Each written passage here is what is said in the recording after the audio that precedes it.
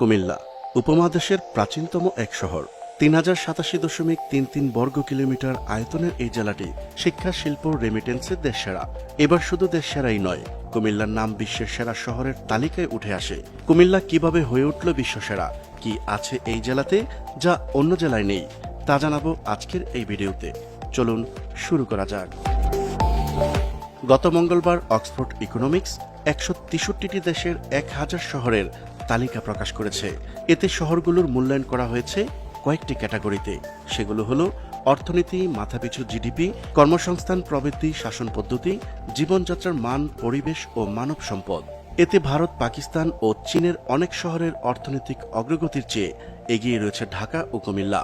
বাংলাদেশের 8টি শহর এই তালিকায় স্থান পেয়েছে। তালিকায় সার্বিকভাবে ঢাকার অবস্থান 540তম এবং কুমিল্লার অবস্থান 939তম।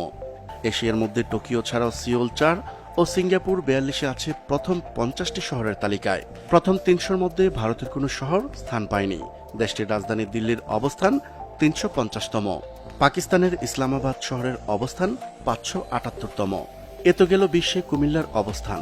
এবার আসা যাক কুমিল্লা কেন দেশ সেরা। বাংলাদেশের অর্থনীতির অন্যতম প্রধান খাত হল বৈদেশিক কর্মসংস্থান, আর সারা দেশে প্রবাসী রেমিটেন্সের মধ্যে কুমিল্লা জেলা হল প্রথম, আর দাউদকান্দি উপজেলা হল কুমিল্লার প্রথম। টানা 17 বারের বেশি সময় ধরে জনশক্তি রপ্তানিতে এগিয়ে রয়েছে কুমিল্লা। প্রতি মাসে এ জেলার প্রবাসীরা গড়ে $100 মিলিয়ন দেশে পাঠাচ্ছেন। এছাড়াও রয়েছে রপ্তানি প্রক্রিয়াকরণ অঞ্চল।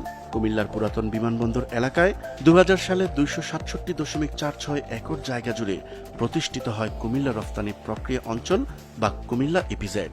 আয়তনে এটি দেশের 4র্থ বৃহত্তম ইপিজেড। পর্যটন খাত। কুমিল্লা জেলার বিভিন্ন স্থানে অনেকগুলো দর্শনীয় স্থান ও অর্ধশতাধিক পুরাকীর্তি আছে। শালবন বৌদ্ধবিহার, ময়নামতি ওয়ার সিমেট্রি, বাংলাদেশ পল্লী উন্নয়ন একাডেমি, শাহ সুজা মসজিদ। বাংলাদেশে সাধারণভাবে কুমিল্লা একটি সমৃদ্ধ অঞ্চল হিসেবে পরিচিত। কুমিল্লা যেমন তার ঐতিহ্যের জন্য বিখ্যাত, তেমনি সুবিদিত পল্লী উন্নয়নের প্রশংসিত কুমিল্লা মডেলের জন্য। প্রিয় দর্শক, আজ এই পর্যন্তই। শুরু থেকে শেষ পর্যন্ত চেষ্টা করেছি কুমিল্লা জেলা কেন সেরা তার সঠিক তথ্য উপস্থাপন করতে। কোথাও কোনো তথ্যগত ভুল কিংবা আপনার পরামর্শ থেকে থাকলে তা কমেন্ট করে জানাতে পারেন। নিশ্চয়ই আবারও দেখা হবে নতুন কোনো বিষয় নিয়ে। ততদিন পর্যন্ত মহান আল্লাহ তাআলা সবাইকে ভালো রাখুক, সুস্থ রাখুক।